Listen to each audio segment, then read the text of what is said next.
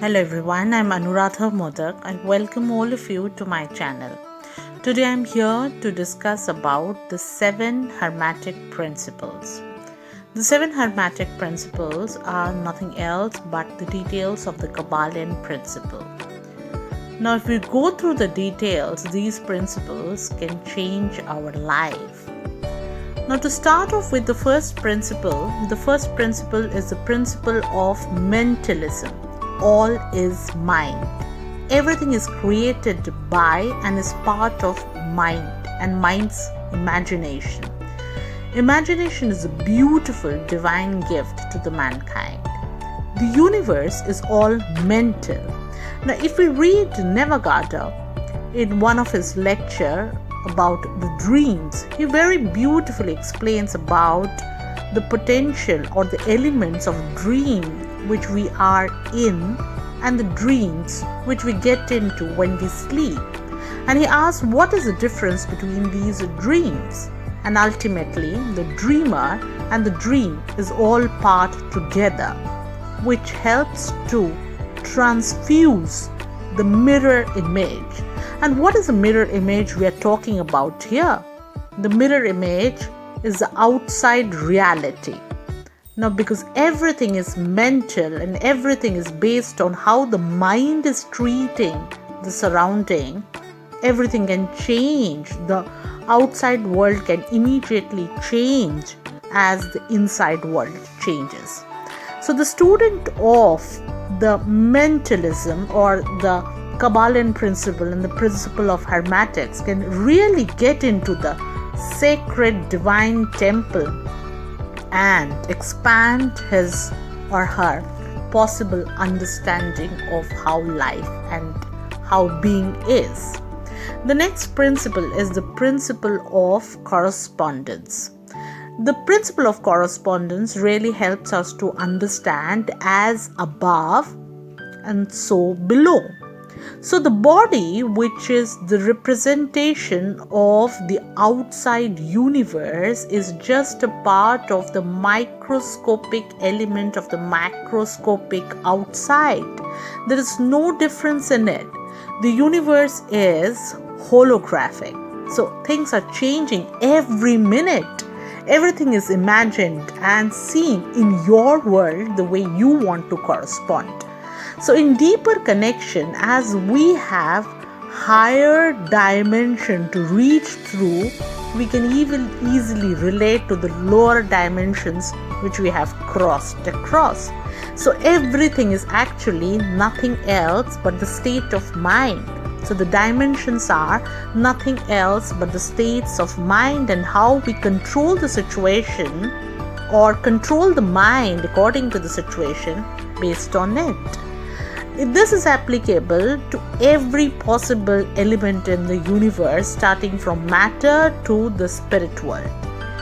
The next principle is the principle of vibration, which helps us to explain everything is in motion, everything is moving. As the principle of Kabbalion science, this is also recently proved through quantum physics and Bohr's experiment of how the particles are moving in atom. This principle of vibration is also explained in one of the Indian school of philosophy, the Vaishakha, as the stream, which is very much related to the science of atomism and how things are vibrating. Everything starting from as gross as matter is vibrating a certain frequency. As the matter gets more gross, the frequency is much lesser. With the lesser frequency, there is less degree of freedom. As the body or the being moves to the higher state of vibration, there is a higher degree of freedom. With this knowledge of vibration, the being or the practitioner of this principle really can choose the desired state of mind, further the focus and attention. Because we all know as we pay attention, the universe and the worlds move accordingly. The next principle, the fourth one, is the principle of polarity. Everything is dual, everything has poles, everything has opposite. As in Bhagavad Gita, which is one of the holy texts which summarize the detail of Vedanta, there is a Sanskrit word known as Dvanda, which is nothing else but helps to understand the polarity. Example, like day and night, heat and cold, light and darkness, love, hate, positive, negative. So the opposite, which looks as opposite at the surface level, has great detail of identical nature at its core. Things which are opposite, things which are at polar, which are like masculine and feminine, are in detail in its core essence very, very similar. Everything is a part of a scale. As a result, this is nothing else but degree of the same thing at different level. For example, you may love someone for a certain characteristic and at a certain mental state of mind can declare the person to be lovable. At a different state of mind, the same person may not be as lovable to you as you were at a certain point of time. So, things which are loved can equally be hate. Everything is part of the polarity. The next principle is the principle of rhythm. The principle of rhythm is very similar to the polarity, helps us to understand about the flow out and flow in. Everything is rising up and falling down. There is a to and fro movement, starting from matter to material, energies, and further to the spirit. As a result, this helps us to understand the changing dynamics of the outside world and how we need to firmly grip the inner stability in the inside world. The next principle is the principle of cause and effect, which is very similar to the principle of karma as Advaita Vedanta. So, the law of karma also helps us to understand that things which we receive in life is nothing by accident. So, if there is an effect, there is certainly a cause. If there is a karma, there is a required result which the being experiences as a result of it. Now, what is karma? The karma is the result of the thought, words, and action together. Now, this particular principle helps us to understand the consequences which we face in life. And further, the practitioner can relate to the previous principle, which is the principle of vibration.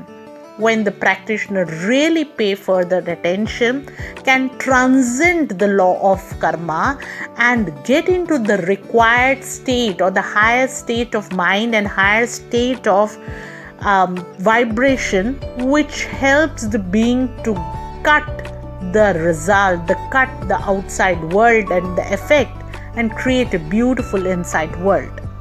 The next principle is the principle of gender. Everything has a gender.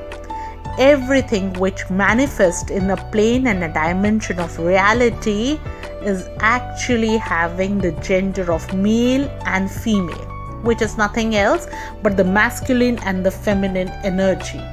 Now, as a result of these, every man has a female energy, and so as the female has masculine energy, which is the Eve and Adam, the Shiv and Shakti, and the Yin and Yang.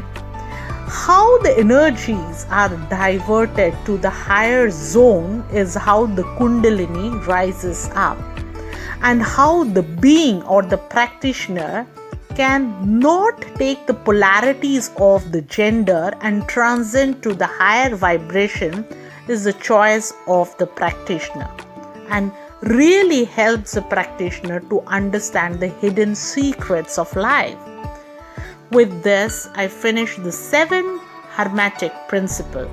In the description area, I have tried to give all possible basic details of some further books related to it, which would be really helpful for the reflection.